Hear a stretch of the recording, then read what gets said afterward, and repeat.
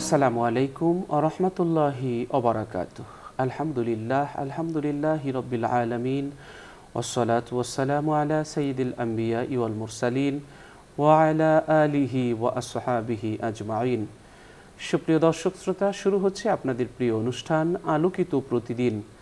সকলকে হৃদ্রিক শুভেচ্ছা জানিয়ে শুরু করছি আজকের অনুষ্ঠান। দর্শক, আজ অতিথি হিসেবে আমরা আমন্ত্রণ জানিয়েছি একজন বিশিষ্ট ইসলামী চিন্তাবিদকে।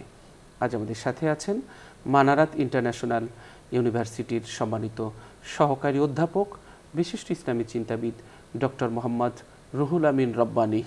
আসসালামু আলাইকুম ওয়া রাহমাতুল্লাহ। ওয়ালাইকুম আসসালাম ওয়া রাহমাতুল্লাহি ওয়া বারাকাতুহু। মোহতারাম, কেমন আছেন? জি আলহামদুলিল্লাহ, ভালো আছি। আপনি কেমন আছেন? আলহামদুলিল্লাহ। আলহামদুলিল্লাহ।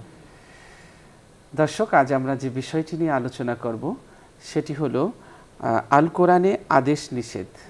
চমৎকার একটি বিষয়। এই বিষয়টি আল্লাহ তাআলা কোরআনুল কারিমে যা আদেশ করেছেন সেগুলো আমাদেরকে পালন করতে হবে, যা নিষেধ করেছেন সেগুলো থেকে আমাদের ফিরে থাকতে হবে। আল্লাহর আদেশকে লঙ্ঘন করা এবং আল্লাহর আদেশের সাথে সীমা লঙ্ঘন করা, হুদুদকে উপেক্ষা করা যে কত কঠিন শাস্তি, এর কিছু দিক আমরা আজকে তুলে ধরব।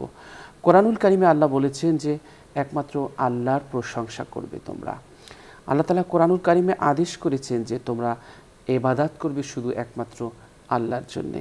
কোরআনে আল্লাহ তাআলা আদেশ করেছেন যে কোরআন থেকে হেদায়েত পেতে হলে মুত্তাকি হতে হবে। আল্লাহ তাআলা বলেছেন ইবাদত দাসত্ব করতে হবে সেই মহান প্রতিপালকের যিনি মানুষকে সৃষ্টি করেছেন। একমাত্র স্রষ্টার জন্যই হবে আমাদের ইবাদত। ঈমানদার এবং সৎকর্মশীলদের জান্নাতের সুসংবাদ দিতে হবে। যারা ঈমানদার এবং সৎকর্মশীল তাদেরকে জান্নাতের সুসংবাদ দেওয়ার আদেশ করেছেন আল্লাহ তাআলা। আল্লাহ তাআলা নিজের ভুল ত্রুটি বা গোপন গুনাহের জন্যে আদম আলাইহিস সালামের মতো আল্লাহর নিকট তওবা করতে বলেছেন। আল্লাহ তাআলা আল্লাহর দেওয়া জীবন বিধান হেদায়াত মেনে চলতে আদেশ করেছেন। আমাদেরকে আল্লাহর বিধান মেনে চলতে হবে, যাকাত দিতে হবে এবং জামাতের সাথে নামাজ কায়েম করতে আদেশ করেছেন। এটি আমাদের পালন করতে হবে। আল্লাহর কাছেই আমাদের সাহায্য প্রার্থনা করতে হবে ধৈর্য এবং নামাজের মাধ্যমে, এটা তিনি আদেশ করেছেন। নামাজ কায়েম করতে হবে, জাকাত প্রদান করতে হবে, এটা আল্লাহর আদেশ, লঙ্ঘন করার কোনো সুযোগ নেই। ভালো ব্যবহার করতে হবে মাতা পিতা, আত্মীয় স্বজন, এতিম মিসকিন এদের সাথে, এবং ভালো আচরণ করতে হবে সব মানুষের সাথে, এটা আল্লাহর আদেশ। এই সীমা লঙ্ঘন করা যাবে না। আল্লাহর নিকট সমর্পণ করতে হবে আমাদের নিজেদেরকে, ইহসান করতে হবে পৃথিবীর মানুষকে, এটা আল্লাহ তাআলা আদেশ করেছেন। আল্লাহ আদেশ করেছেন আল্লাহর কিতাবকে যথাযথভাবে পড়তে, অধ্যয়ন করতে। এ আদেশ লঙ্ঘন করার সুযোগ নেই। কাবাঘর থেকে নিরাপত্তার প্রতীক মনে করে একে একে পবিত্র রাখতে হবে। কাবাঘরকে পবিত্র রাখার নির্দেশ দিয়েছেন। মুসলিম জাতিকে সমগ্র মানব জাতির জন্য সাক্ষী তথা স্ট্যান্ডার্ড বা মডেল হতে হবে, এটা আল্লাহ তাআলার আদেশ। সুবহানাল্লাহ। ভালো কাজের প্রতিযোগিতা করতে হবে, এটা আল্লাহ আদেশ করেছেন। নামাজে কিবলামুখী হতে হবে, অর্থাৎ নামাজের সময় মসজিদুল হারাম তথা কাবা শরীফের দিকে মুখ করতে হবে, এটা লঙ্ঘন করার কোনো সুযোগ নেই। আল্লাহকে ভয় করতে হবে এবং আল্লাহকে ভয় করতে হবে, মানুষকে নয়। আল্লাহকে স্মরণ করতে হবে এবং আল্লাহর শুকর আদায় করতে হবে। আল্লাহর স্মরণ করলে আল্লাহ বান্দাকে স্মরণ করবেন। আল্লাহর উপর ঈমান আনার সাথে সাথে পূর্ববর্তী নবী রসুলগণ এবং তাদের উপর অবতীর্ণ আসমানি কিতাবের উপরও ঈমান আনতে হবে। আল্লাহর রঙে রঙিন হতে হবে, অর্থাৎ আল্লাহর ইচ্ছা অনুযায়ী আমাদের জীবন যাপন করতে হবে। মহান আল্লাহ তাআলা আমাদের সকলকে তার আদেশ পালন করার তৌফিক দান যেন করেন, শক্তি দান করেন, এবং তার নিষেধ মেনে চলার শক্তি যেন আল্লাহ দান করেন, সেই প্রত্যাশা আমরা করছি। চলুন আল কোরআনে আদেশ নিষেধ এ বিষয়টি নিয়ে আমরা আজকের আলোচনা শুনছি প্রিয় অতিথির কাছ থেকে। ধন্যবাদ। আলহামদুলিল্লাহ ওয়াসসালাতু ওয়াসসালামু আলা রাসূলিল্লাহ ওয়া আলা আলিহি ওয়া সাহবিহি আজমাইন। আলোকিত প্রতিদিনের আজকের এই অনুষ্ঠান পৃথিবীর যে যেখান থেকে দেখছেন সকলকে মোবারকবাদ জানাচ্ছি। আল কোরআনে আদেশ নিষেধ আসলে একটি ব্যাপক, অনেক বিস্তৃত একটা বিষয়। কোরআনে কারিমের প্রতি পৃষ্ঠায় প্রতি পাতায় পাতায় আল্লাহ তাআলা কিছু না আদেশ অথবা নিষেধাজ্ঞা দিয়েছেন। এই বিষয়টি নিয়ে আলাদা একটি ডিসিপ্লিন বা আলাদা একটি সাবজেক্ট হয়েছে, যেটাকে আমরা আহকামুল কোরআন বলে থাকি, যে কোরআনে বর্ণিত বিভিন্ন বিধিবিধান। এই বিধিবিধানগুলোর মধ্যে কিছু আছে যেটা করণীয়, অর্থাৎ আমাদেরকে যেগুলো পালন করতে হয় আল্লাহর আদেশ, আর কিছু রয়েছে বর্জনীয় বা যেগুলো আল্লাহর নিষেধ। আমাদের আজকের এই সংক্ষিপ্ত সময়ে আমরা সামান্য কয়েকটি বিষয় নিয়ে একটু কথা বলতে চাই। প্রথম কথা হচ্ছে যে আল্লাহ সুবহানাহু ওয়া তাআলা আমাদের উপরে যে আমাদের কাছে যে কিতাব প্রেরণ করেছেন, এই কিতাব একটি কমপ্লিট কোড অফ লাইফ। এটা পুরা জিন্দেগির প্রতিটি বিষয় এই কিতাবের মধ্যে বর্ণিত হয়েছে। আল্লাহ তাআলা সূরা নাহলের মধ্যে বলেছেন যে ওয়ানাজ্জালনা আলাইকাল কিতাবা তিবয়ানান লিকুল্লি শাই, আমি আপনার উপরে যে কিতাবটি অবতীর্ণ করেছি সেটি সব কিছুর ব্যাখ্যাস্বরূপ। তিবিয়ান মানে আমাদের জীবনের সাথে সংশ্লিষ্ট যা কিছু রয়েছে সব কিছুর ব্যাখ্যা এই কোরআনে কারিমের মধ্যে রয়েছে। অন্য আয়াতে আল্লাহ তাআলা বলছেন যে মা ফাররাতনা ফিল কিতাবি মিন শাই, আমি এই কিতাবের মধ্যে কোনো কিছুকে ছাড়ি নাই বর্ণনা করতে, অর্থাৎ সব কিছু বর্ণিত রয়েছে। তো আমাদের কি করতে হবে, আমাদের কি বর্জন করতে হবে, আমাদের উপর কি নির্দেশ, আমাদের উপর কি নিষেধাজ্ঞা, এগুলো সব আল্লাহ তাআলা এই কিতাবের মধ্যে বর্ণনা করে দিয়েছেন।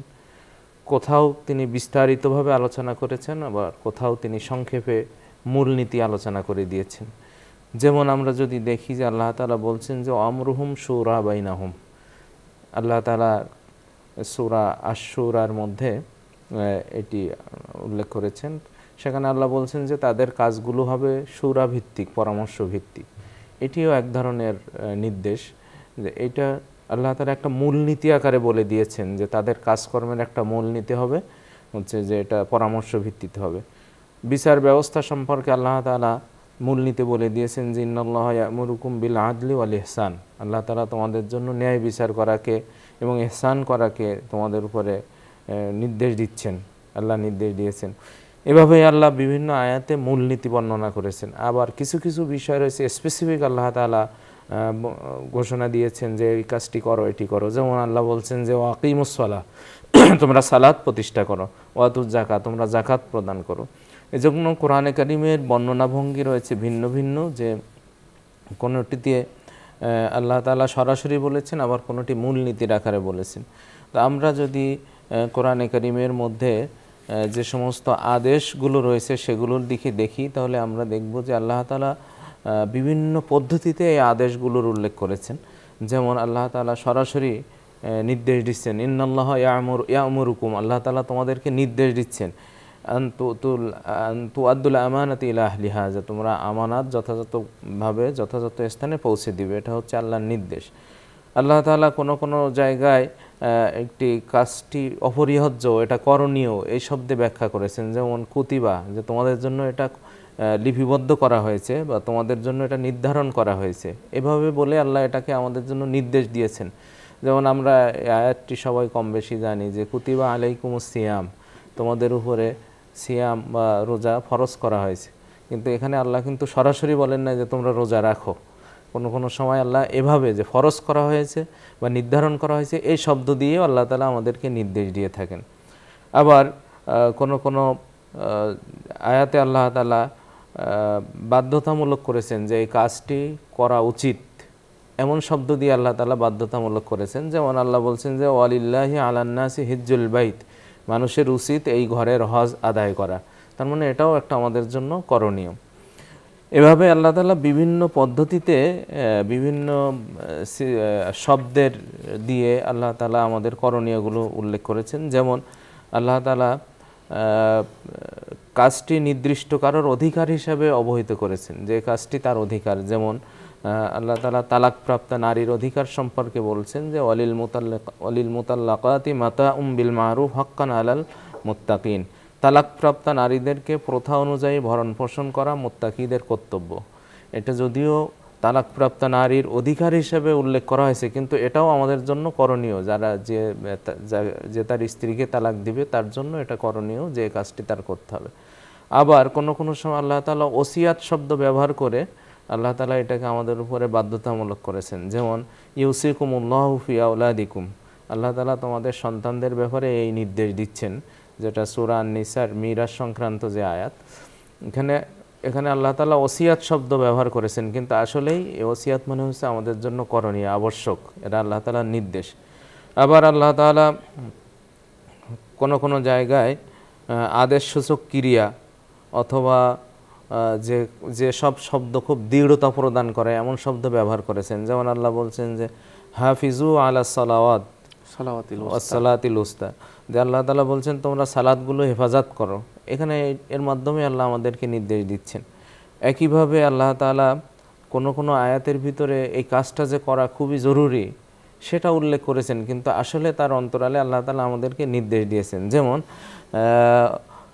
কাদ আলিমনা মা ফারাদনা আলাইহিম ফি আজওয়াজিহিম ওয়া মা মালাকাত আইমানুহুম, আল্লাহ বলছেন তোমাদের স্ত্রী এবং তাদের মালিকানাধীন মুমিনদের স্ত্রী এবং তাদের মালিকানাধীন দাস দাসীদের সম্পর্কে যা নির্ধারিত করেছি তা আমি জানি। অর্থাৎ তাদের জন্য কি করণীয় এটা আমার জানা রয়েছে। তার অর্থ হচ্ছে যে আল্লাহ তাআলা ইতিপূর্বে তাদের সম্পর্কে যে অধিকারগুলো দিয়েছেন সে অধিকারগুলো করা আমাদের জন্য আবশ্যক, সে বিষয়গুলো এভাবে আল্লাহ তাআলা উল্লেখ করেছেন। আবার কোনো সময় আল্লাহ তাআলা ফরজ করেছেন কাজটি, কিন্তু একটা শর্তের সাথে যুক্ত করেছেন যে যদি এমনটি হয় তাহলে এমনটি করতে হবে। যেমন সূরা আল বাকারার 196 নম্বর আয়াত, সেখানে হজ সংক্রান্ত আলোচনা এসেছে। হজ সংক্রান্ত আলোচনায় আল্লাহ তাআলা বলছেন যে যদি তোমরা বাধাপ্রাপ্ত হও তবে সহজলভ্য যে কুরবানি রয়েছে সেটা করবে।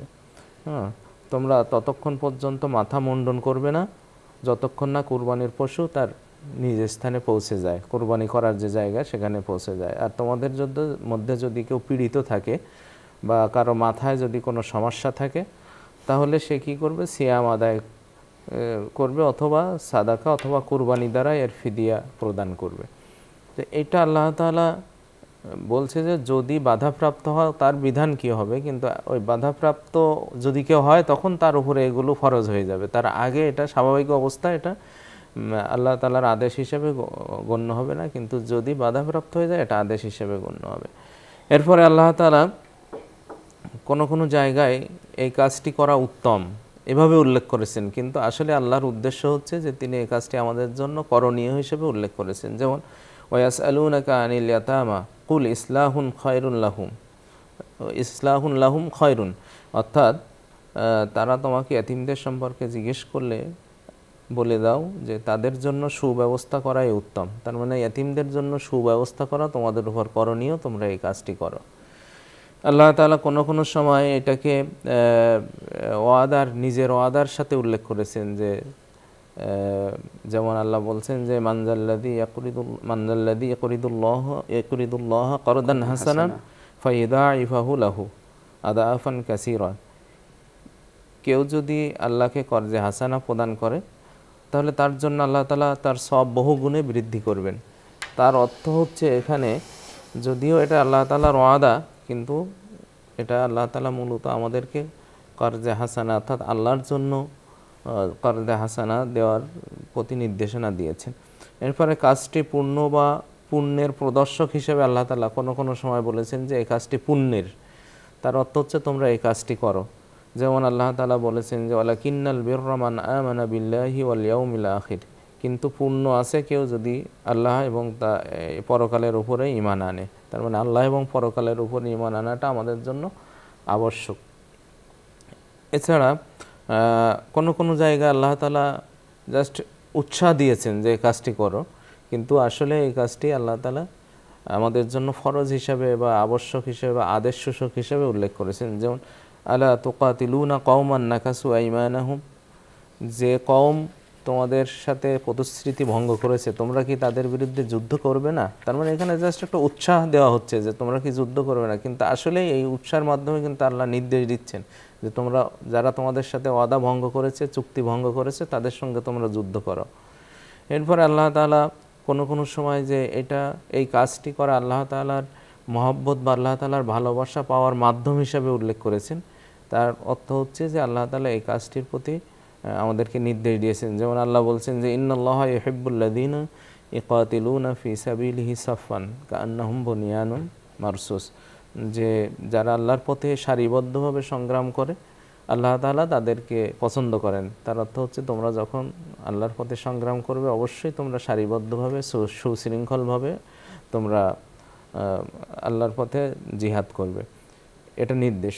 একইভাবে আমরা জানি যে ইত্তেবা রসুল, রসুলের ইত্তেবার ক্ষেত্রে আল্লাহ তাআলা বলছেন যে কুলিন কুনতুম তুহিব্বুনাল্লাহ ফাত্তাবিউনি ইউহিব্বুকুমুল্লাহ, যে তোমরা যদি আমাকে অনুকরণ করো তাহলে আল্লাহ তোমাদেরকে ভালোবাসবেন। আল্লাহ রসুলের জবানিতে আল্লাহ তাআলা বলছেন। তো এর অর্থ হচ্ছে যে রাসূলের আনুগত্য করা বা রাসূলের অনুসরণ করাটা আবশ্যক। তো আল্লাহ তাআলা এটা আল্লাহর ভালোবাসা পাওয়ার মাধ্যম হিসেবে উল্লেখ করলেও মূলত আল্লাহ তাআলা এখানে নির্দেশ দিয়েছেন।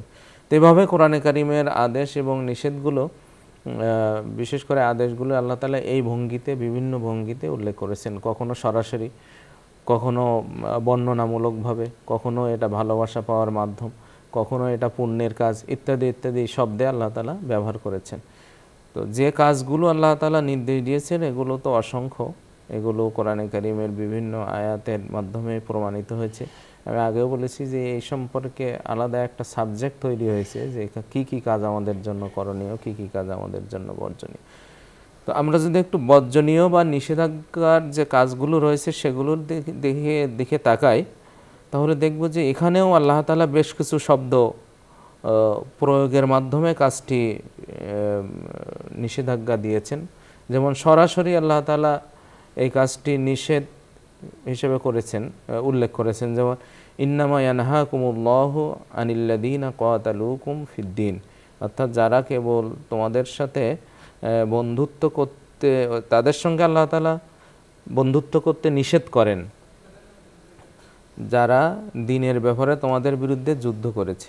অর্থাৎ দ্বীনের প্রশ্নে তোমাদের সাথে যুদ্ধ করেছেন, ধর্মের বিষয়ে তাদের সাথে বন্ধুত্ব করতে আল্লাহ তাআলা নিষেধ করছেন। অন্য আয়াতে আল্লাহ তাআলা বলেছেন ওয়ানহাকুম আনিল ফাহশাই ওয়াল মুনকার, আল্লাহ তাআলা তোমাদেরকে খারাপ এবং ফাহেসা কাজ থেকে আল্লাহ তাআলা নিষেধ করেছেন। সরাসরিভাবে আল্লাহ তাআলা নিষেধ শব্দ ব্যবহার করেছেন। আবার কোন কোন জায়গায় আল্লাহ তাআলা হারাম শব্দ ব্যবহার করেছেন। যেমন হচ্ছে যে আহাল্লাহুল বাই'a ওয়া হাররামার রিবা, আল্লাহ তাআলা তোমাদের জন্য ব্যবসা হালাল করেছেন আর সুদকে করেছেন হারাম। এভাবে আল্লাহ তাআলা বলছেন কুন ইন্নামা হাররামা রাব্বিল ফাওয়াহিশা মা যাহারা মিনহা ওয়া মা বাতান, যে আপনি বলে দিন যে আমার রব যেসব ফাহেসা রয়েছে এসব ফাহেসাকে হারাম করেছেন আল্লাহ তাআলা। এরপরে অন্য আয়াতের মধ্যে আল্লাহ বলছেন অহুররিমা যালিকা আলাল মুমিনিন, মুমিনদের উপরে এটা হারাম করা হয়েছে। কুল তাআলাউ আতলু মা হাররামা রাব্বুকুম আলাইকুম, যে আপনি বলেন যে তোমরা আসো আমার রব কী জিনিস হারাম করেছেন সেটা আমি তোমাদেরকে তেলাওয়াত করে শোনাচ্ছি। এরপরে ওই যে বিবাহের ক্ষেত্রে কাদের সঙ্গে বিয়ে হারাম, সেখানেও আল্লাহ বলছেন যে হুররিমাত আলাইকুম উম্মাহাতুকুম। এভাবেই আল্লাহ তাআলা হারাম শব্দ দিয়ে এটা ব্যাখ্যা করেছেন। এরপরে হালাল নয় এমন শব্দ দিয়েও আল্লাহ তাআলা হারামকে উল্লেখ করেছেন। যেমন ইয়া আইয়ুহাল্লাযীনা আমানু লা ইয়াহিল্লু লাকুম আন তারিসুন নিসা কারহান, যে তোমাদের জন্য নারীদেরকে জবরদস্তিমূলক উত্তরাধিকার রূপে গ্রহণ করা এটা তোমাদের জন্য হালাল নয়, তার মানে ওটা হারাম, হালাল নয়। এভাবে আল্লাহ অন্য আয়াতে বলছেন যে ওয়ালা ইয়াহিল্লু লাকুম আন তাখুযু মিম্মা, যে আয়াত রয়েছে সূরা আল বাকারা 229 নম্বর আয়াত, এখানেও আল্লাহ তাআলা লা ইয়াহিল্লু শব্দ দিয়ে হারাম ঘোষণা করেছে। আবার কোনো কোনো সময় বর্জনের জন্য আদেশসূচক কিছু শব্দ ব্যবহার করেছেন। যেমন আল্লাহ বলছেন যে ওয়ালা তাকরাবুজ জিনা, তোমরা জেনার বা ব্যভিচারের কাছাকাছি যেও না, নিকটতম হও না। ওয়ালা তাকরাবু মাল আল ইয়াতিম, তোমরা এতিমের সম্পত্তির নিকটবর্তী হও না। তার মানে এখানে আল্লাহ তাআলা নিষেধাজ্ঞা সূচক শব্দ দিয়ে হারামকে উল্লেখ করেছেন।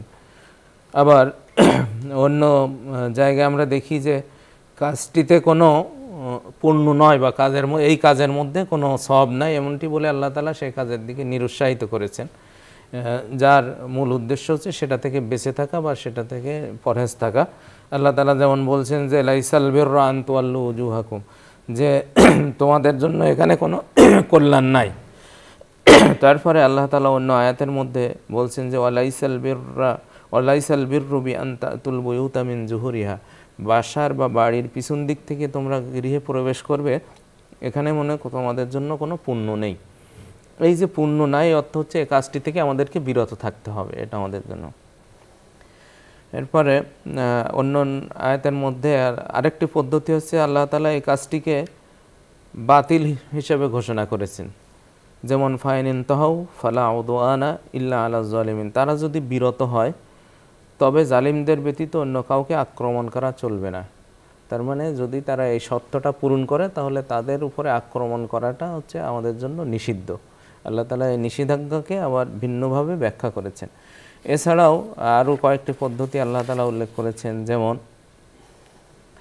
এই কাজটি গুনাহের কাজ হিসেবে উল্লেখ করেছেন আল্লাহ তাআলা, যে হারাম কাজটি, যেমন হচ্ছে যে ফামান বাদ্দালাহু বা'দা মা সামিয়াহু ফাইন্নামা ইসমুহু আলাল্লাযীনা ইউবাদদিলুনাহু, তা শ্রবণ করার পর যদি কেউ তার পরিবর্তন সাধন করে, অর্থাৎ আল্লাহর কিতাব শুনলো কিন্তু পরবর্তীতে এটা পরিবর্তন করে ফেললো, তাহলে তার অপরাধ তার উপরেই বর্তাবে যে পরিবর্তন করবে। তার মানে এই যে গুনাহের এই যে কাজটি, এটা একটা অপরাধ, এই পরিবর্তনের কাজটি একটা অপরাধ, এটা করলে অবশ্যই আল্লাহ তাআলা তার উপরে শাস্তি দিবেন।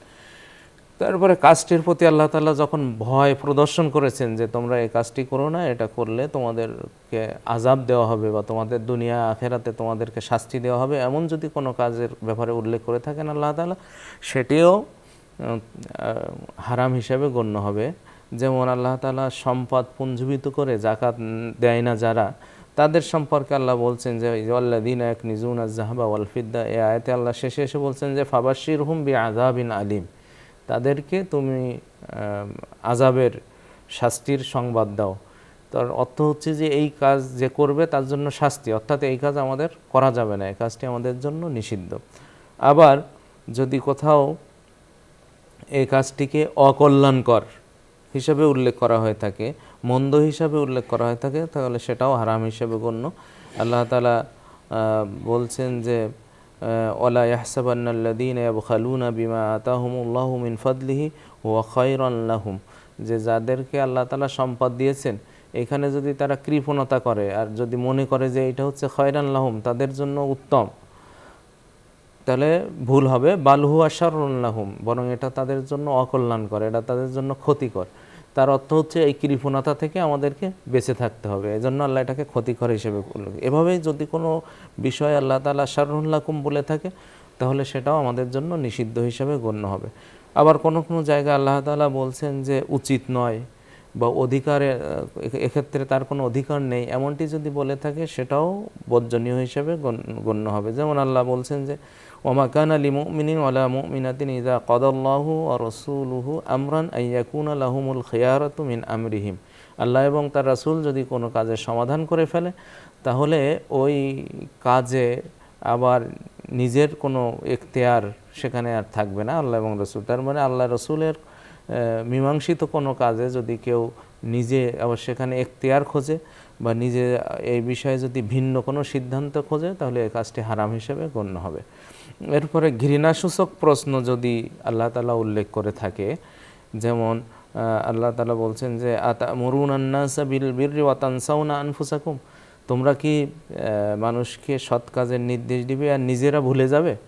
তার অর্থ হচ্ছে যে সৎ কাজের আদেশ দেওয়ার সাথে সাথে নিজেদের মধ্যেও এটা আমল করতে হবে। তো এমন আমল করা মানে এমন নসিহা করা ঠিক না যেটা আমল করছি না, এটা নিষিদ্ধ কাজের মধ্যে অন্তর্ভুক্ত। এভাবেই আল্লাহ তাআলা বিভিন্নভাবে আমাদের এই যে ভালো কাজ মানে করণীয় কাজ বা হালাল কাজগুলো করণীয় বা আদেশগুলো উল্লেখ করেছেন, আবার ভিন্নভাবে তিনি নিষেধগুলো থেকে বিরত থাকার জন্য বিভিন্ন শব্দের মাধ্যমে তিনি উল্লেখ করেছেন। তো এই ক্ষেত্রে আমাদের আসলে কোরআনে কারীম যেহেতু আমাদের হালাল হারামের আদেশ নিষেধের মূল উৎস হচ্ছে কোরআনে কারীম, এজন্য কোরআনে কারীম আমরা যদি এই মূল উৎস থেকেই জ্ঞান নিয়ে আমাদের সেটাকে আমল করতে হবে, আর ব্যাখ্যা বিশ্লেষণটা আমাদের সুন্নাহ এবং সালফে সালেহিনের যে আমল সেখান থেকে নিয়ে আমাদেরকে আমল করতে হবে। অনেক অনেক ধন্যবাদ মোহতারাম। দর্শক, আমরা খুব গুরুত্বপূর্ণ একটি বিষয় নিয়ে মোহতারামের কাছ থেকে আলোচনা শুনেছি। আসলে কোরআনুল কারীম আমাদের জীবন অপারেট করার একটি গাইড বুক। আজ থেকে প্রায় 1500 বছর আগে নাজিল হয়েছে। সেদিন থেকে আজ পর্যন্ত কোরআন তার বাহকদের দেওয়া প্রতিশ্রুতি একদিনের জন্যও বরখেলাপ করেননি। এটি বিজ্ঞানীদের জন্য বিজ্ঞান সংস্থা, আইনবিদদের জন্য আইন বিশ্বকোষ, ভাষাবিদদের জন্য শ্রেষ্ঠ ব্যাকরণ গ্রন্থ। এই কোরআনের সাহিত্য, ভাষার অলঙ্কার, শ্রুতি মধুরতা এমন করে দিয়ে সাজানো হয়েছে যে এ কোরআন যারা শুনবে তারাও মজা পাবে। অর্থাৎ পৃথিবীর সকল স্বাদ মজা এখানে ঢেলে দেওয়া হয়েছে। এই অ্যাডভাইস যারা অনুসরণ করে জীবন যাপন করবে তারা উন্নত জীবন যাপন করবে। এই অর্থব্যবস্থা যারা গ্রহণ করবে তারা কল্যাণ অর্থব্যবস্থা পাবে এবং এই বিধানের আলোকে যারা জীবন পরিচালনা করবে তারা পৃথিবীর মধ্যে শান্তিময় জীবন যাপনের অধিকারী হতে পারবে এবং পৃথিবী তাদেরকে অনুসরণ করবে। দর্শক, আমরা আজ অনুষ্ঠানের শেষ প্রান্তে চলে এসেছি। অনুষ্ঠানের এ পর্যায়ে রয়েছে একটি মোনাজাত। আপনারা যে যেখান থেকে আমাদের এই অনুষ্ঠান দেখছেন আপনারাও চাইলে আমাদের সাথে মোনাজাতে শরীক হতে পারবেন। আল্লাহুম্মা সাল্লি আলা সাইয়্যিদিনা ওয়া নাবিয়িনা ওয়া শাফিয়িনা ওয়া হাবিবিনা ওয়া মাওলানা মুহাম্মদ সাল্লাল্লাহু আলাইহি ওয়া আলা আলিহি ওয়া আসহাবিহি ওয়া বারাকা ওয়াসাল্লাম। আল্লাহুম্মা আমিন।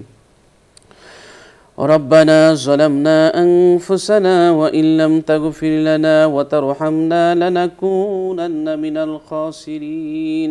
اللهم ربنا لا تزغ قلوبنا بعد إذ هديتنا وهب لنا من لدنك رحمة إنك أنت الوهاب. رب العالمين, আমরা নিজেদের প্রতি জুলুম করেছি, অন্যায় করেছি, পাপ করেছি। রব্বুল আলামিন, আপনার শাহী দরবারে হাত পেতেছি।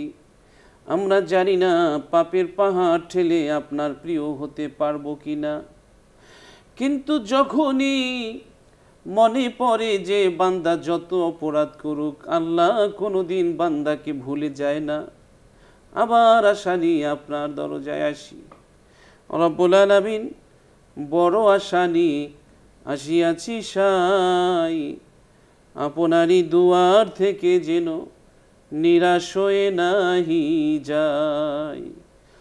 বহু মানুষ আছে আপনার কাছে প্রার্থনা করে, আপনার কাছে চোখের অশ্রু ছেড়ে কান্দে, ক্ষমা চায়। আমাদের না হলেও আপনার চলবে, কারণ আপনার অনেক বান্দা আছে। আল্লাহ, আপনি যদি আমাদেরকে ভুলে যান আমরা কার কাছে যাব? আপনার অনেক বান্দা আছে, আমাদের তো অনেক আল্লাহ নেই। তাই আপনার কাছে ফরিয়াদ, জীবনের সব আশা পূরণের একমাত্র ভরসা স্থল হলেন আপনি। তাই আপনার কাছে মিনতি, আপনি আমাদের সবার নেক মকসুদ পূর্ণ করে দিন, সবাইকে মাফ করে দিন, সবাইকে নাজাত দান করুন, সবাইকে উত্তম বিনিময় দান করুন, সবার শেষ পরিণয়টা কল্যাণকর করে দিন। দুনিয়ার মধ্যে মুসলিম জনগোষ্ঠীকে আপনি নেতৃত্ব দান করুন। রব্বুল আলামিন, মুসলমানদের হেফাজত করুন। যেখানে নির্যাতন নিপীড়ন হচ্ছে মুসলমানদের উপর, আল্লাহ সেখানেই মুসলমানদের আপনি হেফাজত করুন। রব্বুল আলামিন, আপনার কাছে ফরিয়াদ, ইসলামের সৌন্দর্য মানুষের সামনে সঠিকভাবে আমরা তুলে ধরতে পারি সেই যোগ্যতা, প্রজ্ঞা, দক্ষতা, মেধা আমাদেরকে দান করুন। আলোকিত প্রতিদিন অনুষ্ঠান আপনি কবুল আর মঞ্জুর করে নিন। এই অনুষ্ঠানের পৃষ্ঠপোষক বসুন্ধরা গ্রুপের চেয়ারম্যান এমডি বা চেয়ারম্যান, পরিচালক সহ যারা আছে সকলের প্রতি আপনার রহমত বরকত নাজিল করুন। বসুন্ধরা গ্রুপের সবগুলো প্রতিষ্ঠানকে আপনি কবুল করে নিন। আল্লাহুম্মা রব্বুল আলামিন, প্রতিনিয়ত গুনাহ করে যাচ্ছি, গুনার স্তূপের নিচে পড়ে আছি, মহাসাগরে পড়ে আছি, তবুও গুনাহ করার তৃষ্ণা মিটছে না।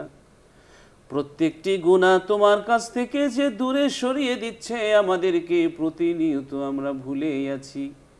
রব্বুল আলামিন, তোমার কাছে গুনাহ থেকে আশ্রয় চাই, গুনাহ থেকে ফিরে থাকার শক্তি চাই। তুমি আমাদেরকে আল্লাহ সঠিক রাস্তায় পরিচালিত করো। গুনাহমুক্ত জীবন যাপনের ধারণের তৌফিক তুমি আল্লাহ নসিব করো। রব্বিরহামহুমা কামা রব্বায়ানি সগীরা, রব্বিরহামহুমা কামা রব্বায়ানি সগীরা। সুবহান রাব্বিকা রব্বিল ইজ্জাতি আম্মা ইয়াসিফুন ওয়া সালামুন আলাল মুরসালিন والحمد لله رب العالمين. آمين آمين. দর্শক, দীর্ঘ সময় আমাদের সাথে যারা থেকেছেন সকলকে অনেক অনেক ধন্যবাদ জানিয়ে আমরা আজ এখানেই শেষ করছি। দেখা হবে আগামীকাল ঠিক এই সময়। আল্লাহ হাফেজ। আসসালামু আলাইকুম ওয়া রাহমাতুল্লাহি ওয়া বারাকাতুহু।